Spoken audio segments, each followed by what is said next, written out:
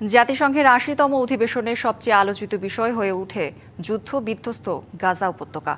বিশ্ব নেতারা যখন গাজায় যুদ্ধ থামানোর উদ্যোগ নিয়ে মরিয়া, তখনও প্রাণঘাতী হামলা বন্ধ করছে না ইসরায়েল।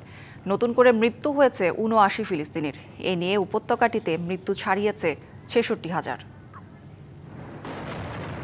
মৃত্যু থামছে না গাজায়। শহরের বড় বড় হাসপাতাল ও আবাসিক এলাকা ধ্বংসস্তূপে পরিণত হয়েছে ইসরায়েলি হামলায়। গাজার সবচেয়ে বড় মেডিকেল কমপ্লেক্স আল শিফা হাসপাতাল লক্ষ্য করে নতুন করে হামলা চালানো হয়েছে।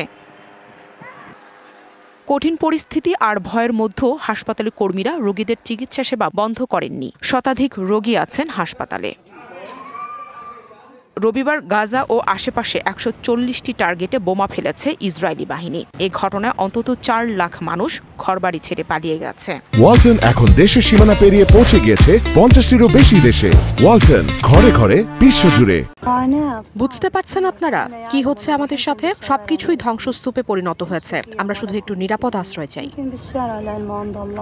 এদিকে গাজার সিভিল ডিফেন্স কর্মকর্তার বর্ণনায় উঠে এসেছে এই ভয়াবহতা।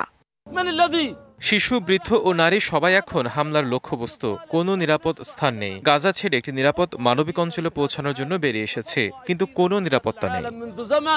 এছাড়া নিউ ইয়র্কে বিশ্ব নেতাদের উদ্যোগ, ভাষণ ও জাতিসংঘ নিরাপত্তা পরিষদের বৈঠক, পার্শ্ব বৈঠক এবং সংবাদ সম্মেলন, সব জায়গাতেই জোর দাবি ছিল গাজায় হামলা বন্ধের। কিন্তু ইসরায়েলি বাহিনী এসব তোয়াক্কাই করছে না।